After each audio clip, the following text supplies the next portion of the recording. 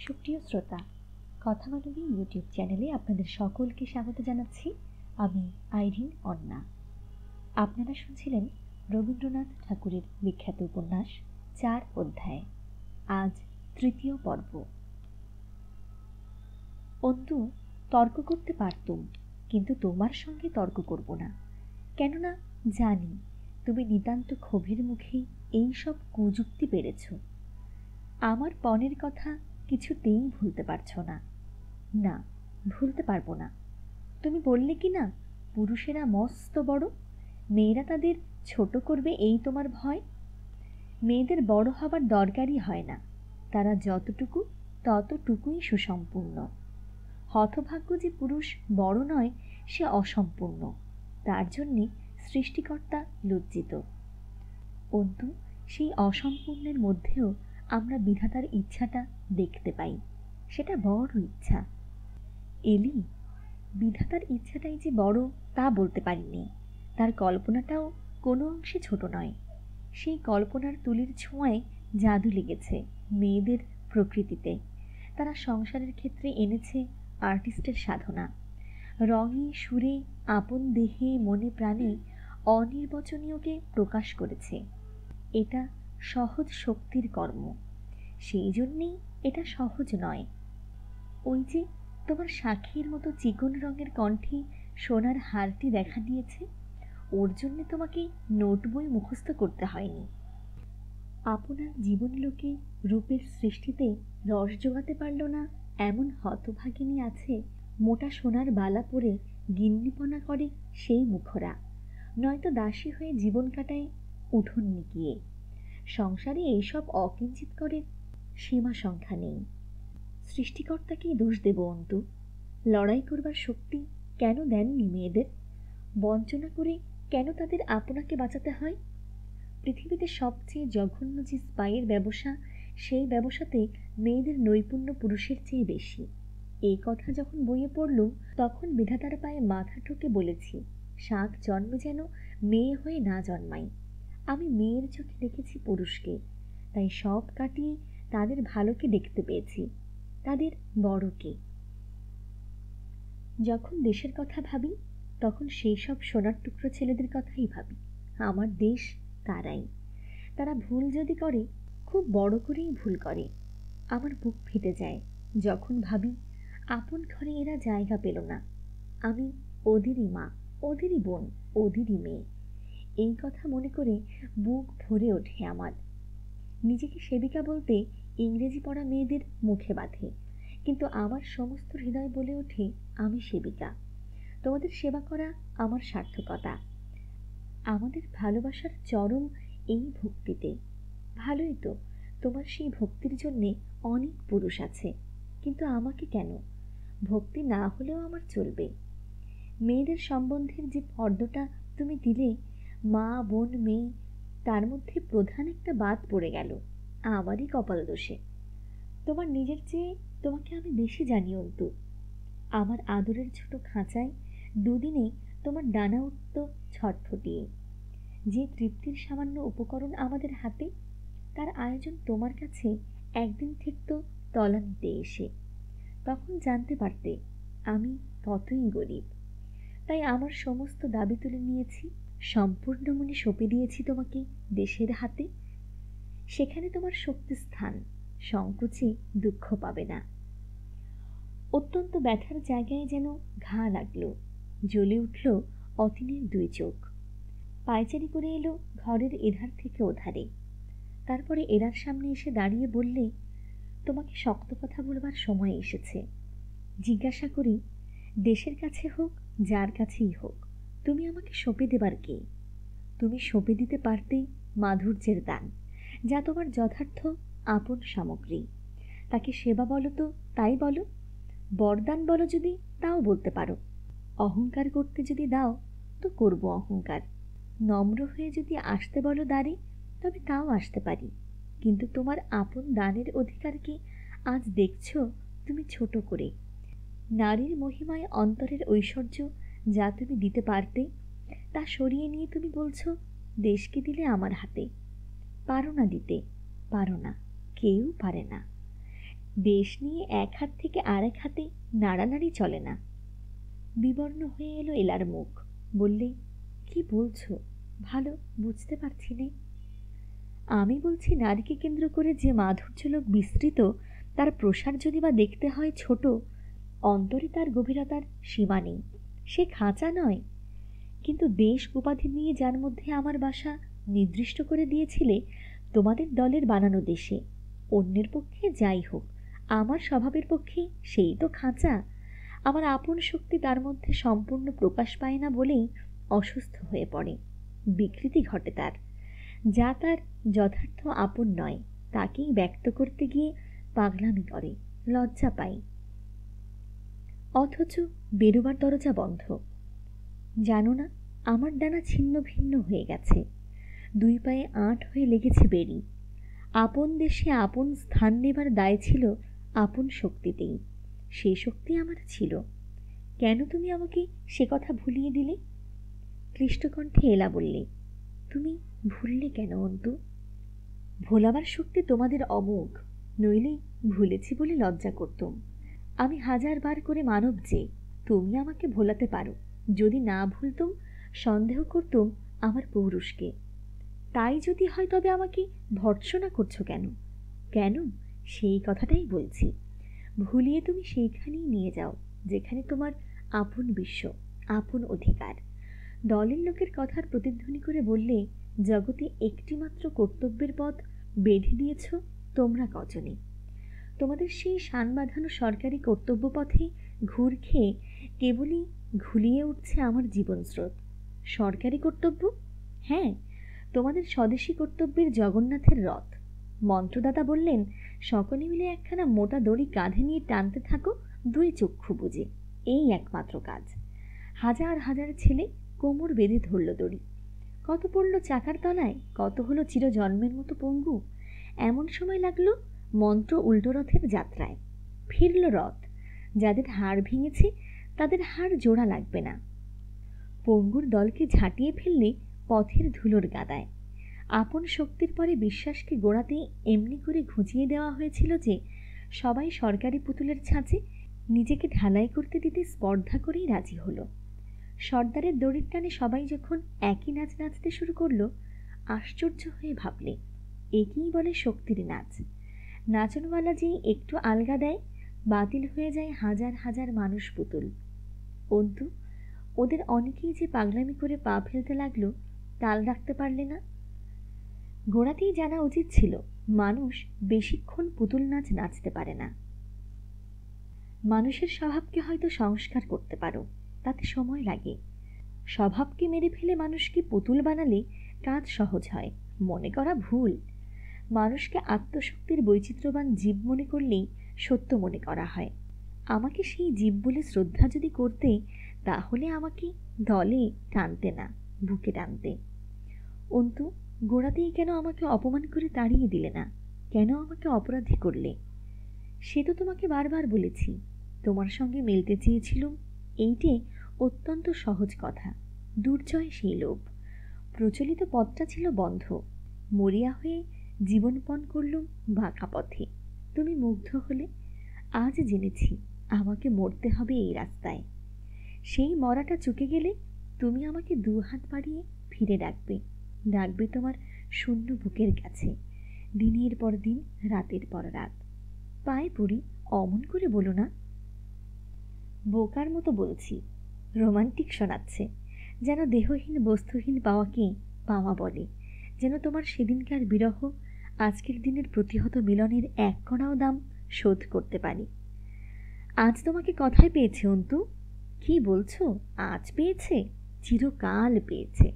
যখন আমার বয়স অল্প, ভালো করে মুখ ফোটেনি, তখন সেই মৌনের অন্ধকারের ভিতর থেকে কথা ফুটে ফুটে উঠছিল। কত উপমা, কত তুলনা, কত অসংলগ্ন বাণী।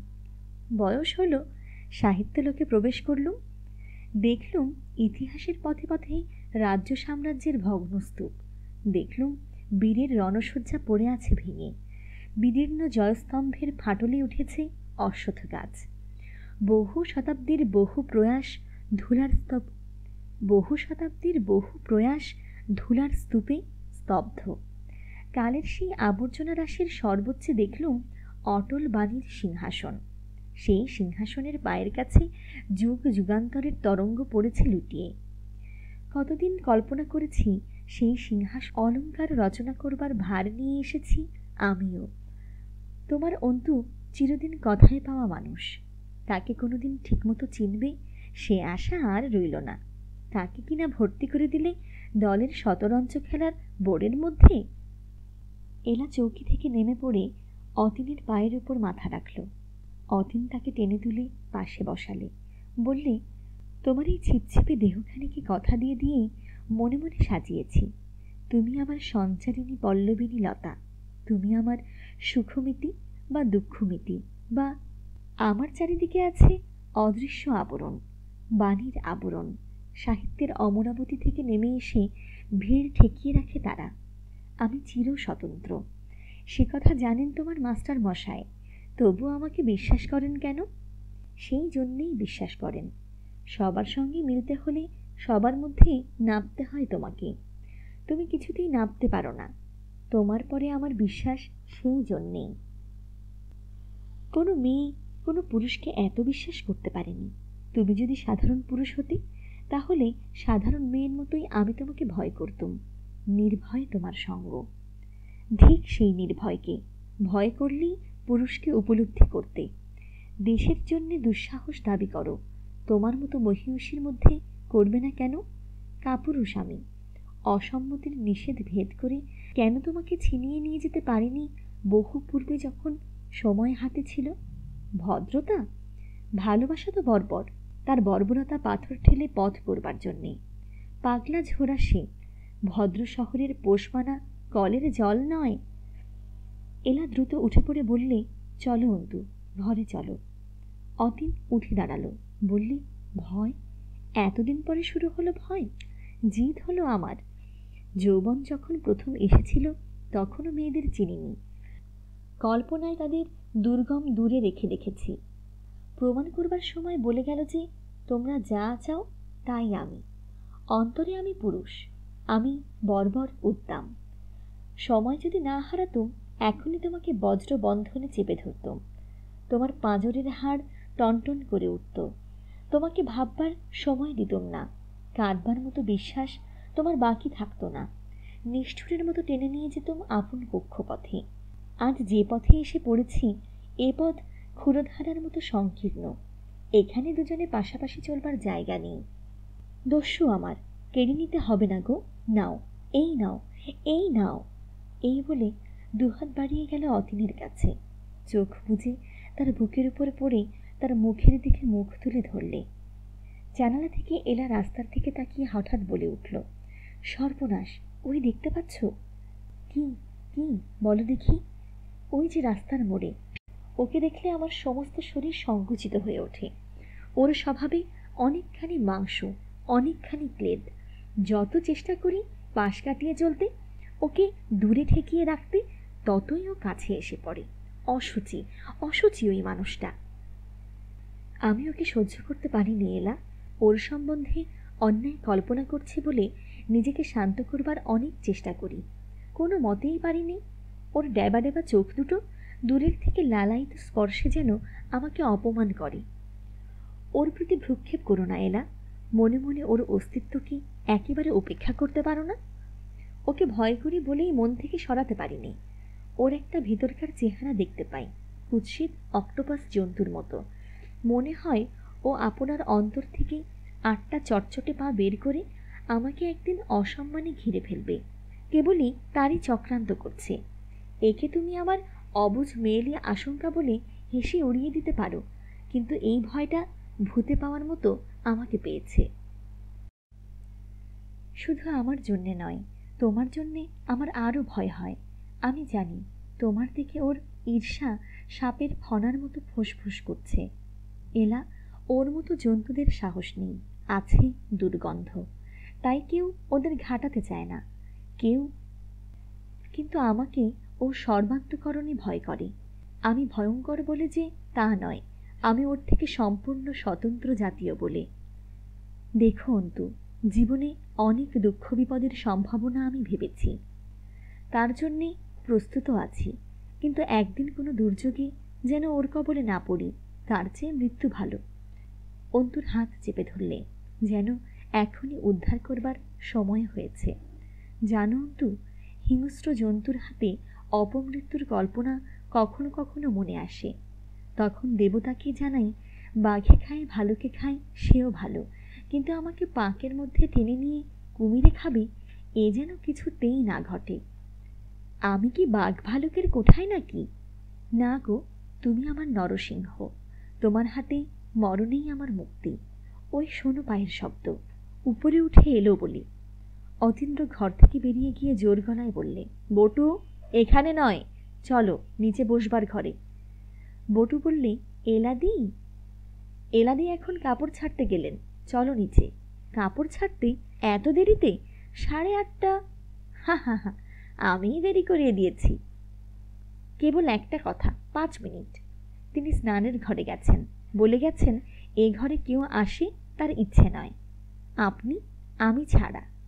বটু খুব স্পষ্ট একটা ঠোঁট বাঁকা হাসি হাসলে, বললে, আমরা চিরকাল রইলুম ব্যাকরণের সাধারণ নিয়মে, আর আপনি দুদিন এসেই উঠে পড়েছেন 800 প্রয়োগে। এক্সেপশন পিছল পথের আশ্রয়, বেশিকাল সয় না বলে রেখে দিলুম, বলে তরতর করে নেবে চলে গেল। ছোট একটা করাত হাতে দোলাতে দোলাতে অখিল এসে বললে, চিঠি। ওর অসমাপ্ত সৃষ্টিকাজের মাঝখান থেকে উঠে এসেছে। তোমার দিদিমণির? না, আপনারই হাতে দিতে বললে। কে? চিনি নে, বলেই চিঠিখানা দিয়ে চলে গেল। চিঠির কাগজের লাল রং দেখেই অতীন বুঝলে এটা ডেঞ্জার সিগন্যাল। গোপন ভাষায় লেখা চিঠি পড়ে দেখলে এলার বাড়িতে আর নয়, তাকে কিছু না জানিয়ে এই মুহূর্তে চলে এসো। কর্মের যে শাসন স্বীকার করে নিয়েছে, তাকে অসম্মান করাকে অতীন আত্মসম্মানের বিরুদ্ধে বলেই জানে। চিঠিখানা যথারীতি কুটি কুটি করে ছিঁড়ে ফেললে। মুহূর্তের জন্য স্তব্ধ হয়ে দাঁড়ালো রুদ্ধ নাবার ঘরের বাইরে, পরক্ষণে দ্রুত বেগে গেল বেরিয়ে। রাস্তায় দাঁড়িয়ে একবার দোতলার দিকে তাকালে, জানালা খোলা, বাইরে থেকে দেখা যায় আরামকেদারার একটা অংশ, আর তার সঙ্গে সংলগ্ন লালেতে হলদেতে ডোরাকাটা চৌকো বালিশের এক কোণা। লাফ দিয়ে অতীন চলতি ট্রামগাড়িতে চড়ে বসল। গায়ে গায়ে ঠেসাঠেসি, ফিকে সবুজ গাঢ়, সবুজ হলদে, সবুজ ব্রাউন, সবুজ রঙের গুলমে বনস্পতিতে জড়িত নিবিড়তা, বাঁশপাতা পচা পাকের স্তরে ভরে ওঠা ডোবা, তারই পাশ দিয়ে আঁকাবাঁকা গলি, গরুর গাড়ির চাকায় বিক্ষত, ওল, কচু, ঘেটু, মনসা, মাঝে মাঝে আরশাওড়ার বেড়া। কচিত ফাঁকের মধ্যে দেখতে পাওয়া যায় আল দিয়ে বাঁধা কচি ধানের খেতে জল দাঁড়িয়েছে। গলি শেষে হয়েছে গঙ্গার ঘাটে। সেকালের ছোট ছোট ইঁট দিয়ে গাঁথা ভাঙা ফাটা ঘাট কাত হয়ে পড়েছে। তলায় চর পড়ে গঙ্গা গেছে সরে। কিছু দূরে তীরে ঘাট পেরিয়ে জঙ্গলের মধ্যে একটা পুরনো ভাঙা বাড়ির অভিশপ্ত ছায়ায় 150 বছর আগেকার মাতৃহত্যা পাতকীর ভূত আশ্রয় নিয়েছে বলে জনপ্রবাদ। অনেককাল কোনো সজীব সত্ত্বাধিকারী সেই অশরীরের বিরুদ্ধে আপন দাবি স্থাপনের চেষ্টা মাত্র করেনি। দৃশ্যটা এইখানকার পরিত্যক্ত পুরনো পুজোর দালান, তার সামনে শ্যাওলা পড়া রাবিশে এবড়ো খেবড়ো প্রশস্ত আঙিনা, কিছু দূরে নদীর ধারে ভেঙে পড়া দেউল, ভাঙা রাসমঞ্চ, প্রাচীন প্রাচীরের ভগ্নাবশেষ, ডাঙায় তোলা পাঁজর বের করা ভাঙা নৌকো, ঝুড়িনামা বটগাছের অন্ধকার তলায়। এইখানে দিনের শেষ প্রহরে অতীনের বর্তমান বাসস্থানে ছায়াচ্ছন্ন দালানে প্রবেশ করল কানাই গুপ্ত। চমকে উঠল অতীন, কেননা এখানকার ঠিকানা কানাইয়েরও জানবার কথা ছিল না। আপনি যে? কানাই বললে, গোয়েন্দাগিরিতে বেরিয়েছি। ঠাট্টাটা বুঝিয়ে দেবেন। ঠাট্টা নয়, আমি তোমাদের রসদ যোগানদারদের সামান্য একজন। চায়ের দোকানে শনি প্রবেশ করলে বেরিয়ে পড়লুম। সঙ্গে সঙ্গে চলল ওদের কুদৃষ্টি। শেষকালে ওদেরই গোয়েন্দাদের খাতায় নাম লিখিয়ে এলুম। নিমতলা ঘাটের রাস্তা ছাড়া কোনো রাস্তা নেই যাদের সামনে, তাদের পক্ষে এটা গ্র্যান্ড ট্রাঙ্ক রোড। দেশের বুকের উপর দিয়ে পূর্ব থেকে পশ্চিমে পর্যন্ত বরাবর লম্বমান। চা বানানো ছেড়ে খবর বানাচ্ছেন? বানালেই ব্যবসা চলে না, বিশুদ্ধ খাঁটি খবরই দিতে হয়। যে শিকার জালে পড়েইছে আমি তার ফাঁস টেনে দিই। তোমাদের হরেনের 15.5 আনা খবর ওদের কাছে পৌঁছলো। শেষ বাহুল্য খবরটা আমি দিয়েছি। সে এখন জলপাইগুড়িতে সরকারি ধর্মশালায়। এবার বুঝি আমার পালা? সেটা পুলিশের হাতে নিশ্চিত পড়ত, কাজেই আমাকেই চুরি করতে হলো। আপনি? হ্যাঁ, সাধু যার সংকল্প ভগবান তার সহায়। একদিন সেটা লিখছিলে, আমারই কৌশলে সরে গেলে 5 মিনিটের জন্যে, সেই সময় সরিয়েছি। অতীন মাথায় হাত দিয়ে বললে, সবটা পড়েছেন? নিশ্চিত পড়েছি। পড়তে পড়তে রাত হয়ে গেল 1:30।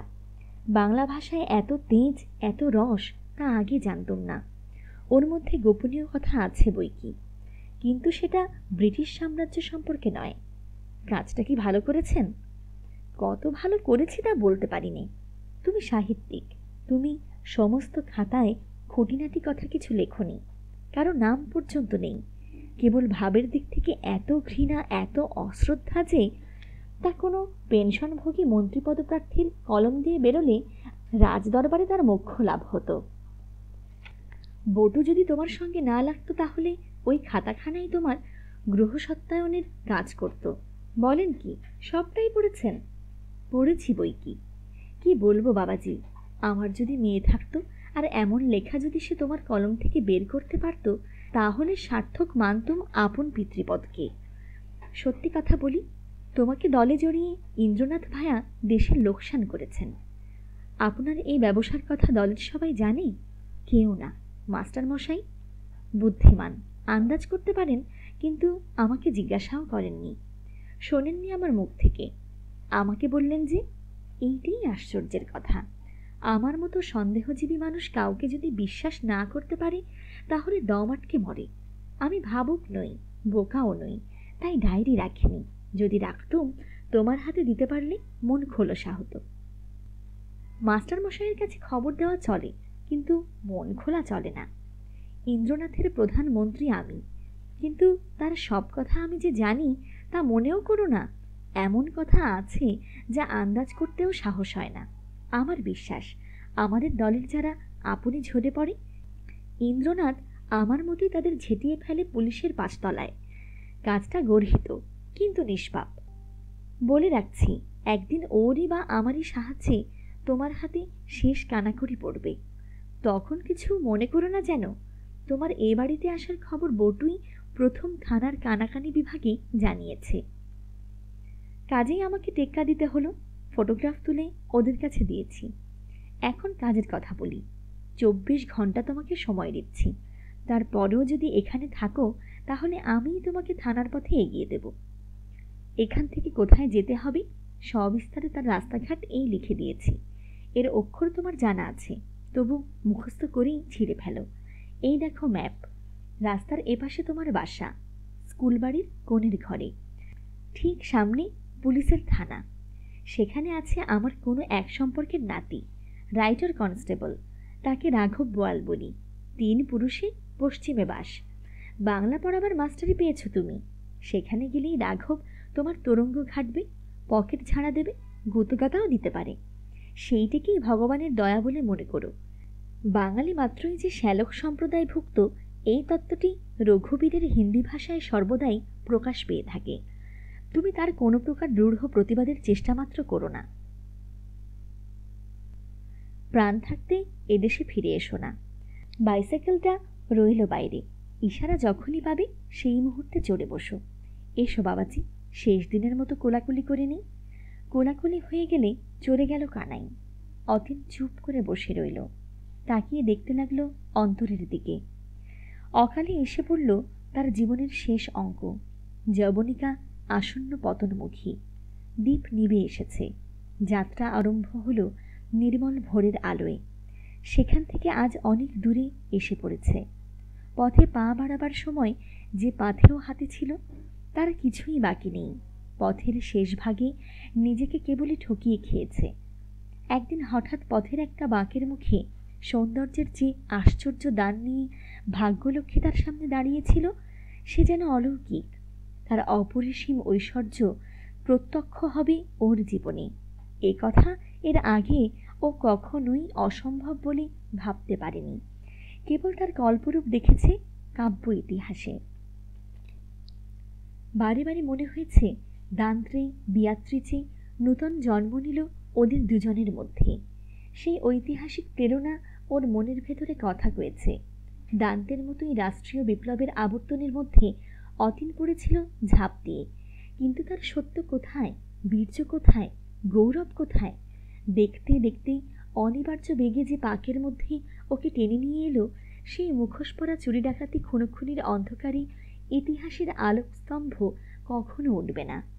আত্মার সর্বনাশ ঘটিয়ে অবশেষে আজ সে দেখছে কোনো যথার্থ ফল নেই এতে। নিঃসংশয় পরাভব সামনে। পরাভবেরও মূল্য আছে, কিন্তু আত্মার পরাভবের নয়। যে পরাভব টেনে আনলো গোপনচারী বিভৎস বিভীষিকায়, যার অর্থ নেই, যার অন্ত নেই। দিনের আলো ম্লান হয়ে এলো। ঝিঝি পোকার ডাক উঠেছে প্রাঙ্গণে। কোথায় গরুর গাড়ি চলেছে তার আর্তস্বর শোনা যায়। হঠাৎ ঘরের মধ্যে দ্রুতপদে এসে পড়ল এলা। আত্মহত্যার জন্য একঝোঁকে মানুষ জলে পড়ে যেমন ভাবে, তেমনি আলুথালু অন্ধবেগে। অতীন লাফ দিয়ে দাঁড়িয়ে উঠতেই তার বুকের উপর সে ঝাঁপিয়ে পড়ল। বাষ্প রুদ্ধস্বরে বলতে লাগল, অতীন, অতীন, পারলুম না থাকতে। অতীন ধীরে ধীরে ওকে ছাড়িয়ে নিয়ে ওর অশ্রুসিক্ত মুখের দিকে তাকিয়ে রইল। বললে, এলি, কি কাণ্ড করলে তুমি? সে বললে, কিছু জানি নে, কি করেছি। এই ঠিকানা কেমন করে জানলে? এলা গম্ভীর অভিমানে বললে, তোমার ঠিকানা তুমি তো জানাওনি।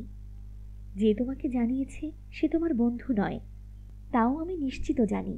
কিন্তু তোমার কোনো পথ না জানতে পারলে শূন্যে শূন্যে মন ঘুরে বেড়ায়, অসহ্য হয়ে ওঠে। শত্রু মিত্র বিচার করবার মতো অবস্থা আমার নয়। কতকাল তোমাকে দেখিনি বলো দেখি।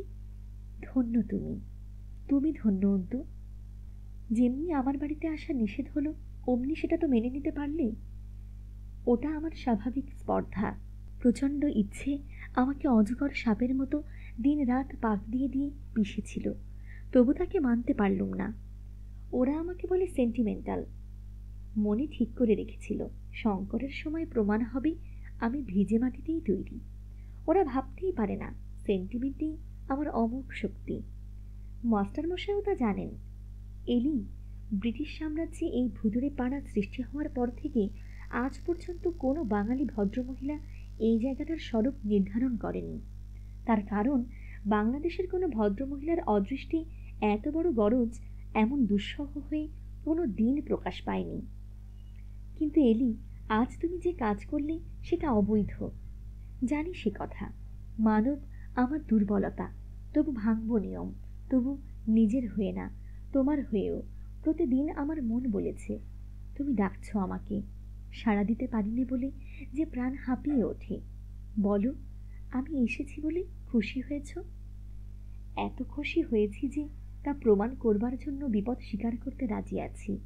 না না, তোমার কেন হবে বিপদ? যা হয় তা আমার হোক। তাহলে আমি যাই অন্তু। কিছুতেই না।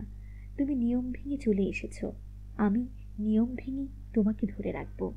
দুজনে মিলে অপরাধ সমান করে নেওয়া যাক। নতুন বিস্ময়ের বাসন্তী রঙে একদিন দেখেছিলাম তোমার ওই মুখ।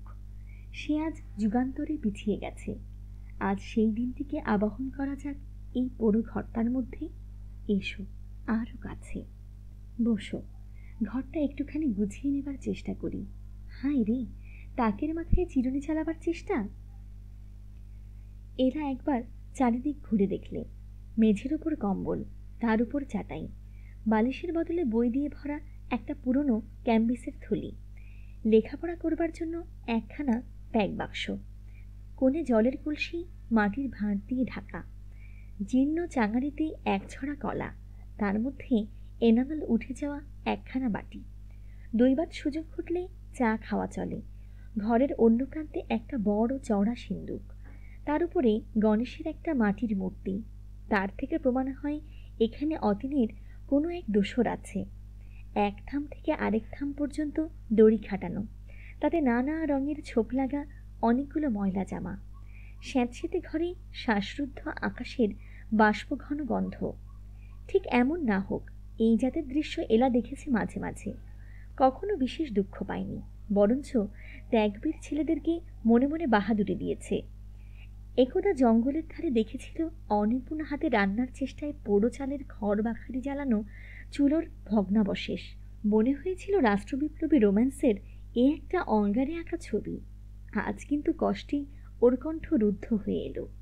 আরামের বাহুবেষ্টনে ঘেরা ধনীর ছেলেকে অবজ্ঞা করাই এলার অভ্যস্ত, কিন্তু অতীনকে এই অপরিচ্ছন্ন মলিন অভাবজীর্ণ অকিঞ্চনতার মধ্যে কিছুতে ওর মন মিশ খাওয়াতে পারে না। এলার উদ্বিগ্ন মুখ দেখে অতীন হেসে উঠল, বললে, আমার ঐশ্বর্য দেখছ স্তম্ভিত হয়ে? তার যে বিরাট অংশটা দেখা যাচ্ছে না, সেইটাতেই তুমি বিস্মিত। আমাদের পা খোলসা রাখতে হয়। দৌড় মারবার সময় মানুষও পিছু ডাকে না, জিনিসপত্রও না। কিছু দূরে পাটকলের মজুরদের বসতি, তারা আমাকে মাস্টারবাবু বলে ডাকে। চিঠি পড়িয়ে নেয়, ঠিকানা লিখিয়ে নেয়, বুঝিয়ে নেয় দেনা পাওনার রসিদ ঠিক হলো কিনা। এদের কোনো কোনো সন্তান বৎসলার শখ ছেলেকে একদিন মজুর শ্রেণী থেকে হুজুর শ্রেণীতে ওঠাবে। আমার সাহায্য চায়, ফল ফুলুরি এনে দেয়। কারো বা ঘরে গরু আছে, দুধ জুগিয়ে থাকে। অন্তু, কোণে ওই যে সিন্ধুক আছে, ওটা কার সম্পত্তি? অজায়গায় একলা থাকলেই বেশি করে চোখে পড়তে হয়। অলক্ষীর ঝাঁটার মুখে রাস্তার থেকে এসে পড়েছে এই ঘরটাতে মারোয়ারি, তৃতীয় বারকার দেউলে। আমার সন্দেহ হচ্ছে দেউলে হওয়াই ওর সর্বপ্রধান ব্যবসা। এই পোড়ো দালানটা ওর দুজন ভাইপোর ট্রেনিং একাডেমি।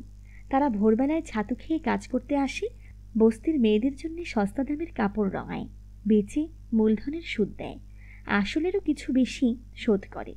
ওই যে মাটির গামলাগুলো দেখছো, ও আমি আমার যজ্ঞের রান্নায় ব্যবহার করিনি। ওগুলোতে রং গোলা হয়, কাপড়গুলো তুলে রাখা যায় ওই বাক্সের ভেতর। তাছাড়া ওতে আছে বস্তির মেয়েদের প্রসাধনযোগ্য নানা জিনিস, বেলোয়ারি চুড়ি, চিরুনি, ছোট আয়না, পিতলের বাজু। রক্ষা করবার ভার আমার উপর আর প্রেতাত্মার উপর। বেলা 3টের সময় সওদা করতে বেরোয়, এখানে আর ফেরে না। কলকাতায় মারোয়ারি জানিনি কিসের দালালি করে। আমার ইংরেজি জানার লোভে আমাকে অংশীদার করতে চেয়েছিল, জীবের প্রতি দয়া করে রাজি হয়নি। আমার আর্থিক অবস্থারও সন্ধান নেবার চেষ্টা ছিল। বুঝিয়ে দিয়েছি পূর্বপুরুষের ঘরে যা ছিল মজুদ, আজ তারই 14 আনা ওদেরই পূর্বপুরুষের ঘরে জন্মান্তরিত। এখানে তোমার মেয়াদ কতদিনের? আন্দাজ করছি 24 ঘন্টা। ওই আঙিনায় রসে বিগলিত নানা রঙের লীলা সমানে চলবে দিনের পর দিন। অতীন্দ্র বিলীন হয়ে যাবে পাণ্ডুবর্ণ দূরদিগন্তে। আমার ছোঁয়াচ লেগেছে যে মারোয়ারিকে, তাকে বেড়ি পড়া মহামারীতে না পায়, এই আমি কামনা করি। এখনো বিনা মূলধনে আমার ভাগ্যভাগী হবার সম্ভাবনা যে তার নেই, তা বলতে পারিনি। তোমার ভবিষ্যৎ ঠিকানাটা? হুকুম নেই বলবার। তাহলে কি কল্পনাও করতে পারবো না তুমি আছো কোথায়? কল্পনা করতে দোষ কি? মানস সরোবরের তীরটা ভালো জায়গা। সুপ্রিয় শ্রোতা, এই ছিল আজকের পর্বটি। পরবর্তী পর্বটি পেতে কথামানবী ইউটিউব চ্যানেলটি সাবস্ক্রাইব করে পাশে থাকা বেল আইকনটি অন করে নিন। এতে নতুন ভিডিও আসবার সঙ্গে সঙ্গে নোটিফিকেশন পৌঁছে যাবে আপনার কাছে। সকলে খুব ভালো থাকুন, সুস্থ থাকুন, নিজের জন্য বাঁচুন, নিজের আপন মানুষদের জন্য বাঁচুন। অনেক অনেক শুভকামনা জানিয়ে আজকের মতো এখানেই বিদায় নিচ্ছি।